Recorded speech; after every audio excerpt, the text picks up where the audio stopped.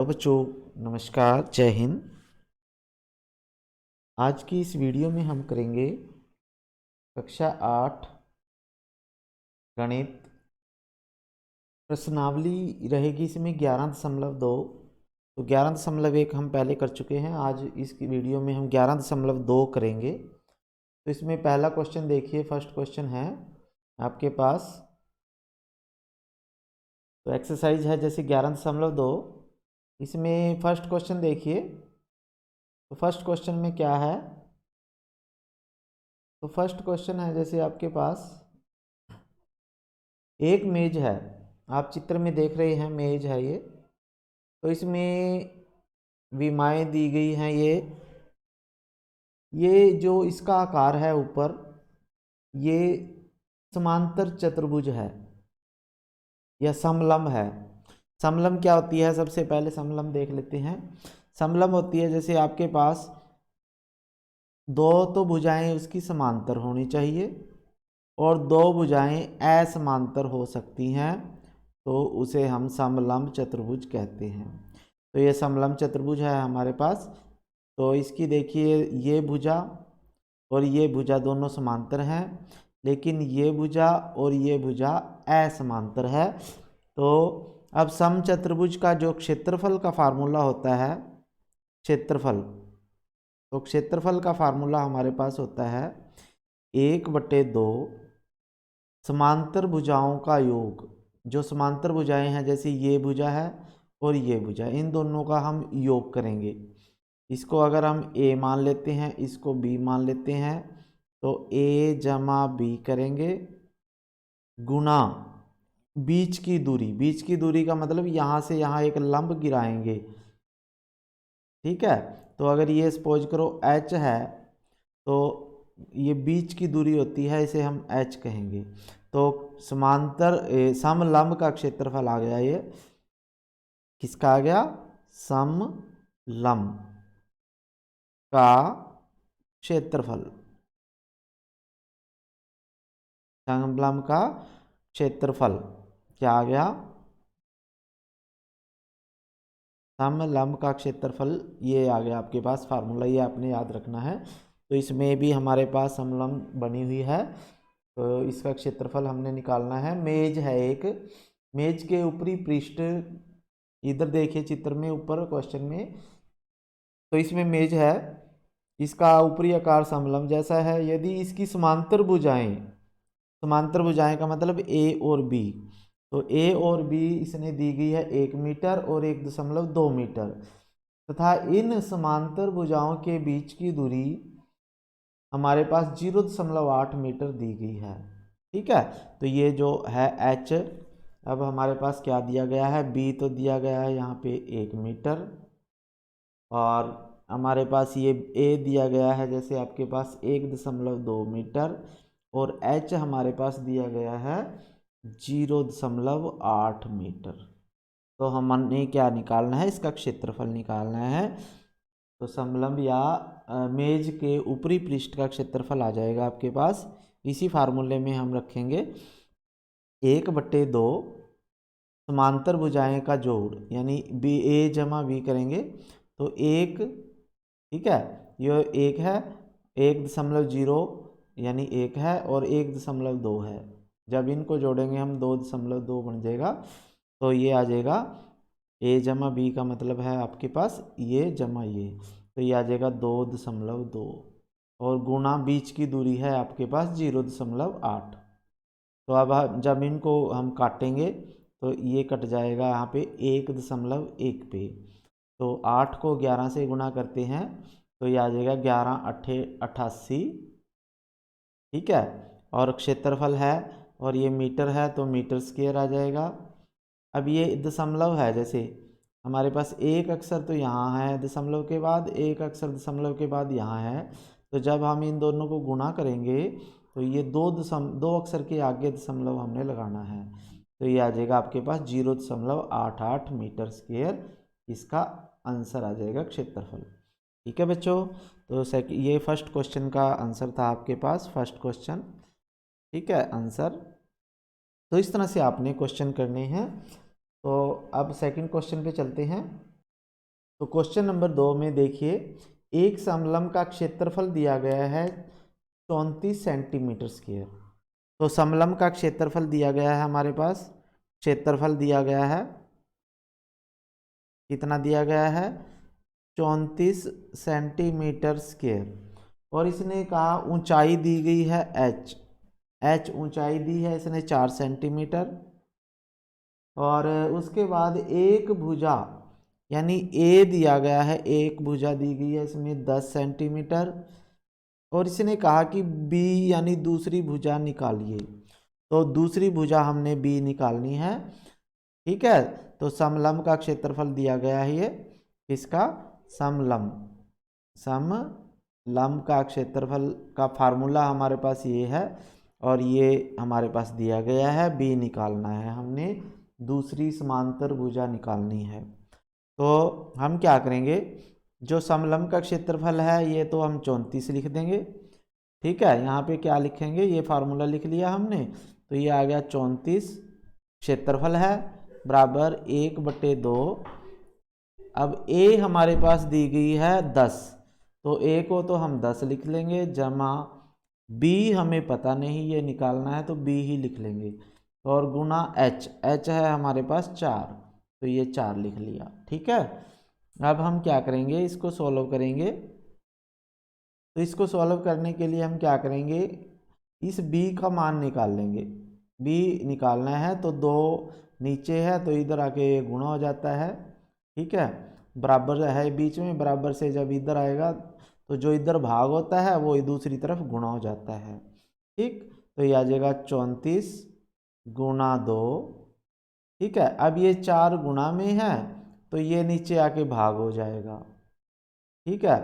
या इसको 2 को यहाँ 4 भी काट सकते हैं, तो चाहे यहाँ निकाल दो, तो यहाँ नीचे 4 आ जाएगा बराबर 10 जमा बी, 10 जमा बी, ठीक है। तो ये 2 तो यहाँ पे गुणा आ गया और ये 4 नीचे भाग आ गया, तो ये 2 काट दिया 2 पे, और 2 ये काट दिया, 17 दूनी 34 होते हैं, ठीक है। तो ये आ गया 17 बराबर 10 जमा बी, तो ये क्या आ गया 17 बराबर 10 जमा बी।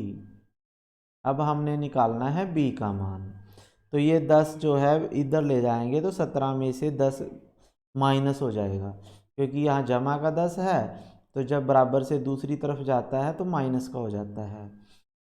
तो मैं लिखूँगा b बराबर 17 माइनस 10, 17 माइनस 10, तो b बराबर कितना आ जाएगा 7 आ जाएगा।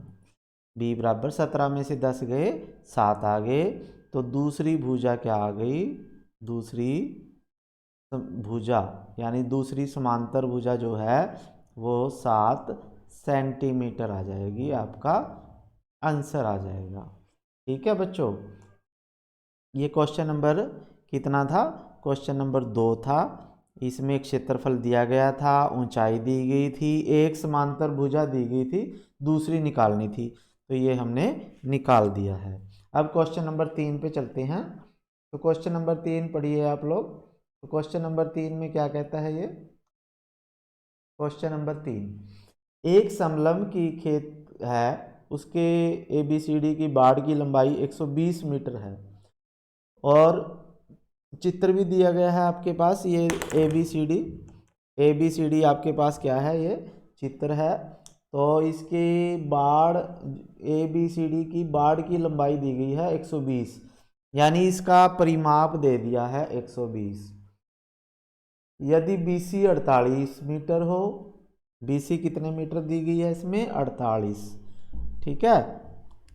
तो आपके पास जो BC है वो कितनी दी गई है 48 दी गई है, और BC हमारे पास 48 दी गई है, BC बराबर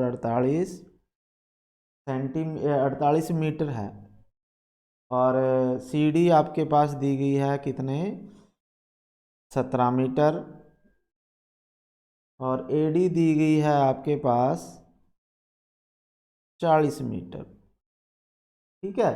तो इस खेत का क्षेत्रफल ज्ञात कीजिए यदि भुजा AB समांतर भुजाओं एडी और बीसी पर लंब है।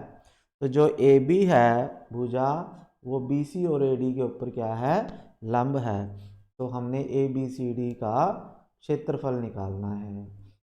तो अब हमारे पास बी डी यानी बी सी और क्या है, ये इस तरह से आकृति है आपके पास, यहाँ पे आकृति अब दिखाई दे रही है।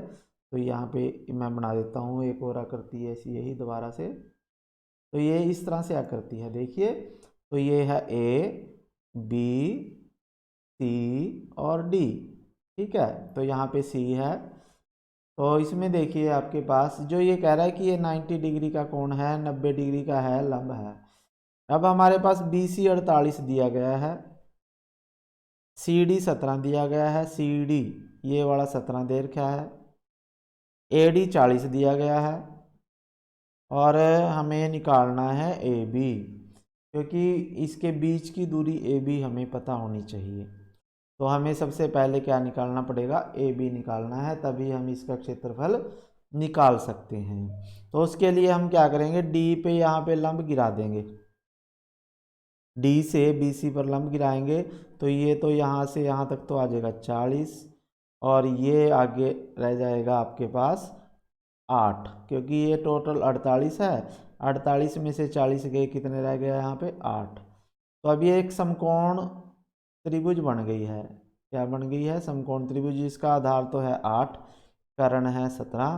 तो हमें निकालना है ये h, ठीक है। तो h हमारे पास क्या होगा, h हमारे पास आएगा। तो इसमें देखिए हम इसमें क्या करेंगे, हमने ये h निकालना है। तो ये समकोण त्रिभुज है डी, ये मैंने ई लिख दिया यहाँ पे, और सी, डी ई सी समकोण त्रिभुज में हमने लिखना है, समकोण त्रिभुज डी ई सी में h बराबर, अब ये h होता है कर्ण। तो कर्ण ये लंब आ गया है h लंब बराबर है कर्ण का वर्ग माइनस आधार का वर्गमूल, ठीक है। तो जब भी हमने लंब निकालना है, h निकालना है, तो हमने कर्ण जो दिया गया है उसका वर्ग माइनस आधार का वर्ग करना है और वर्गमूल निकालना है। तो 17 है कर्ण और आधार है 8। तो 17 का वर्ग हमारे पास आ गया 289। 17 को 17 से गुणा करेंगे, 17 का वर्ग 289 और 8 का वर्ग 64। तो 289 में से 64 को जब घटाएंगे तो 225 आएगा, और 225 का वर्गमूल होता है 15। तो हमारे पास h जो आ गया, हमारे पास जो h आया वो क्या आ गया, h बराबर 15 आ गया, यानी ऊंचाई जो है 15 आ गई। तो समलंब का क्षेत्रफल हम निकाल सकते हैं अब। तो क्षेत्रफल कितना आ जाएगा, तो खेत का क्षेत्रफल आ जाएगा आपके पास, खेत का क्षेत्रफल कितना आ जाएगा भाई आपके पास, 1/2 गुणा समांतर भुजाओं का योग 40 जमा 48, 40 जमा 48 होते हैं 88, गुणा बीच की दूरी h आई 15। अब 88 को 2 से भाग देंगे, तो 2 से जब इसको भाग देंगे तो ये 44 पे कट जाएगा, 44 गुणा 88 होते हैं। अब 15 को 44 से गुणा करें, 15 चौके 60 होते हैं, 15 चौके 60 और 6 66, तो 660 मीटर स्क्वायर इसका क्षेत्रफल आ जाएगा आंसर। तो ये आ जाएगा आपके, इस तरह से क्वेश्चन होगा। पहले हमने इसमें h निकाला, फिर क्षेत्रफल निकाला, ठीक है बच्चों। अब नेक्स्ट क्वेश्चन पे चलते हैं। तो क्वेश्चन नंबर 4 पे चलते हैं। देखिए क्वेश्चन नंबर 4 में क्या लिखा है इसने। क्वेश्चन नंबर 4 में बोला है, ये इस तरह से समलंब बना हुआ है, ऊपर भी देख सकते हो आप। तो इसमें ये विकर्ण दिया गया है इसने 40 मीटर, और ये चतुर्भुज आकार का खेत है, इसका क्षेत्रफल निकालना है। और यहाँ से ये कह रहा है कि यहाँ से ये लंब 13 मीटर है और यहाँ से ये लंब 8 मीटर है। तो इसका नाम दे देते हैं हम, इस यहाँ से ए बी सी डी, यहाँ पे ई लिख देते हैं और यहाँ पे एफ लिख देते हैं। तो अब हमने इस पूरे खेत का क्षेत्रफल निकालना है। तो पूरे खेत का क्षेत्रफल हम डायरेक्ट तो निकाल नहीं सकते, कोई फार्मूला नहीं है। अब हम क्या करेंगे, ये एक त्रिभुज ये बन गई है, समकोण त्रिभुज है, दूसरी त्रिभुज ये है, तीसरी ये है और चौथी ये है। तो इन चारों त्रिभुजों का क्षेत्रफल हम बारी बारी से निकालेंगे। तो समकोण त्रिभुजें हैं ये चारों। तो समकोण त्रिभुज ए ई बी का क्षेत्रफल, ए ई बी का क्षेत्रफल, तो ये आ जाएगा 1/2 गुणा आधार गुणा लंब। ठीक है, तो ये समकोण त्रिभुज क्षेत्रफल होता है 1/2 आधार गुणा लंब। तो ये आ जाएगा आपके पास 1/2 गुणा आधार, यहाँ पे 3 है और लंब 13 है। ठीक है, आधार कितना है, 3 नहीं है, ये तो हमें देखना पड़ेगा आधार कितना है। ठीक है, तो हम देख लेते हैं इसको। तो इसमें देखिए हम क्या करेंगे, सब ये हमारे पास देखिए ऊपर भी एक त्रिभुज बड़ी है, ये ए बी डी, ये त्रिभुज है ए बी डी, इसमें आधार जो है बी डी है और लंब जो है ए ई है। ठीक है, तो और एक नीचे एक त्रिभुज ये बनी हुई है बी सी डी, इसमें आधार जो है बी डी है और लंब जो है नीचे ये एफ सी है। ठीक है, तो चलिए अब हम त्रिभुज ए बी डी का क्षेत्रफल निकालेंगे। ए बी डी का क्षेत्रफल ऊपर वाली का तो निकालेंगे, फिर निचले वाली का, दोनों को जोड़ देंगे। तो हमारे पास आधार जो है वो 24 है, कितना है 24 है, और गुना लंब जो है हमारे पास 13 है। तो 24 गुना 13, ठीक है, 24 गुना कितना आ गया 13 आ गया। तो हमारे पास इसको काटेंगे, 2 पे कट जाएगा, ये 12 आ जाएगा, 12 दूनी 24 होते हैं, 12 गुना 13 करेंगे तो 12 तिये 36 होते हैं, 12 एकम 12 और 3 15 आ जाएगा। तो ये 15 मीटर स्क्वायर आ जाएगा, मीटर स्क्वायर 15 मीटर स्क्वायर आ गया एक त्रिभुज का। अब त्रिभुज बी सी डी का क्षेत्रफल, तो ये भी 1/2 गुना आधार है 24 गुना लंब है 8, तो यही करेंगे, 12 पे कट जाएगा, 12 8 96 मीटर स्क्वायर। अब पूरे खेत का, पूरे खेत या चतुर्भुज जो भी है, पूरा खेत, तो खेत का क्षेत्रफल, तो पूरे खेत का क्षेत्रफल कितना आ जाएगा, ये जमा ये, तो 156 जमा 96, तो ये आ जाएगा 9 6 और 6 12 आ जाएगा, 9 और 5 14, ठीक है, 6 और 6 12, 9 और 5 14 और 1 15 और 1 और 1 2, तो ये आपका मीटर स्क्वायर पूरे खेत का क्षेत्रफल आ जाएगा। तो इस तरह से आपने क्वेश्चन करना है। तो क्वेश्चन नंबर 5 देखिए, क्वेश्चन नंबर 5 में ये कह रहा है कि किसी सम चतुर्भुज का विकर्ण दिया गया है, 2 विकर्ण दिए गए हैं, पहला विकर्ण और दूसरा विकर्ण, इसका क्षेत्रफल ज्ञात कीजिए। तो हमारे पास सम चतुर्भुज का क्षेत्रफल का सूत्र होता है 1/2 गुना D1 गुना D2, D1 पहला विकर्ण है, D2 दूसरा, यानी जब सम चतुर्भुज का क्षेत्रफल निकालते हैं तो उसके 2 विकर्ण दिए होंगे, तो दोनों विकर्णों को गुणा कीजिए और 2 से भाग दीजिए। ठीक है, तो हमारे पास सम चतुर्भुज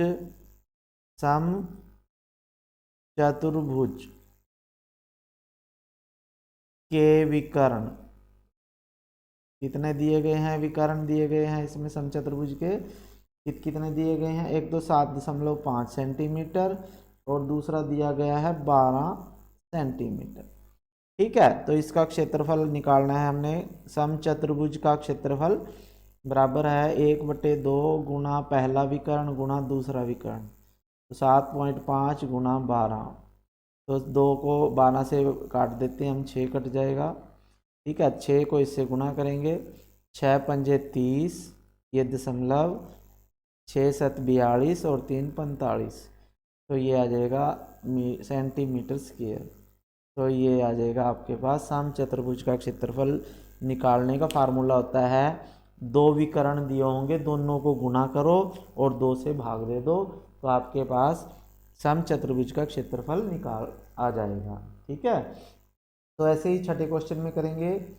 तो हमारे पास छठे क्वेश्चन में क्या दिया गया देखिए, समचतुर्भुज का क्षेत्रफल निकालने हैं जिसमें ए उसकी भुजा दी गई है, शीर्ष लंब दिया गया है और एक विकर्ण की लंबाई दी गई है, तो दूसरे विकर्ण की लंबाई ज्ञात कीजिए। ठीक है, तो इसको हम करवा देते हैं। तो अब इसमें देखिए आप, क्योंकि ये समचतुर्भुज है तो समचतुर्भुज की 6 भुजाएं, 4 की 4 भुजाएं बराबर हैं, तो इसमें 6 है, 6 है, 6 है, 6 है, चारों भुजाएं 6-6 सेंटीमीटर की हैं। अब हमें पता है एक समचतुर्भुज जो होती है वो समांतर चतुर्भुज भी होती है, क्योंकि इसके आमने सामने की भुजाएं बराबर हैं।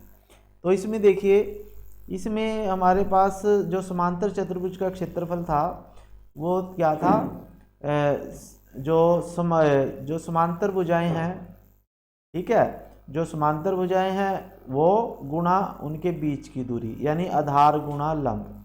तो यहाँ पे समचतुर्भुज का क्षेत्रफल आ जाएगा, समचतुर्भुज का क्षेत्रफल कितना आ जाएगा, आधार गुणा लंब। आधार कितना है, 6 है, गुणा लंब 4 है, बराबर 24 सेंटीमीटर स्क्वायर। ठीक है, अब हमारे पास एक विकर्ण दिया है, दूसरा विकर्ण हमने निकालना है समचतुर्भुज का। तो अब हमें पता है समचतुर्भुज का क्षेत्रफल बराबर 1/2 गुणा आधार गुणा दोनों विकर्ण की गुणा। तो हमारे पास एक विकर्ण कितना दिया गया है, 8। क्षेत्रफल हमने ये निकाल लिया, तो यहाँ से दूसरा विकर्ण हम निकाल सकते हैं। तो दूसरा विकर्ण आ जाएगा आपके पास, दूसरा विकर्ण कैसे निकालेंगे, 2 गुणा क्षेत्रफल, यानी 2 गुणा क्षेत्रफल है 24, और इसको भाग देंगे हम जो विकर्ण हमारे को दिया गया है। तो दूसरा विकर्ण निकालने का सूत्र होता है, ठीक है, ये यानी सूत्र हम लिख लेते हैं, 2 गुणा क्षेत्रफल बटे विकर्ण, यानी जो सा विकर्ण हमें दिया होगा वो हमने भाग में देना है। तो 2 गुणा क्षेत्रफल आया 24 बटे 8 जो दिया गया है पहले, तो 8 तिये 24 होते हैं, 3 दूनी 6, तो दूसरा विकर्ण जो होगा 6 सेंटीमीटर आ जाएगा। इस तरह से आपने ये क्वेश्चन करना है। तो बच्चों, अगर आपको ये वीडियो अच्छी लगी, क्वेश्चन समझ में आ रहे हैं, तो आप इसे, ये क्वेश्चन नंबर 6 था, ठीक है, बाकी क्वेश्चन मैं दूसरी वीडियो में कराऊंगा। तो अगर आपको ये अच्छी लगी है वीडियो तो इसे लाइक कर दीजिए, चैनल को सब्सक्राइब भी कर लीजिए यदि नहीं किया, और घंटी के बटन को दबाइए और अपने दोस्तों को भी इसे शेयर कीजिए। ठीक है बच्चों, फिर मिलेंगे नई वीडियो में जो क्वेश्चन रह गए हैं उनके साथ। तब तक के लिए आपको जय हिंद।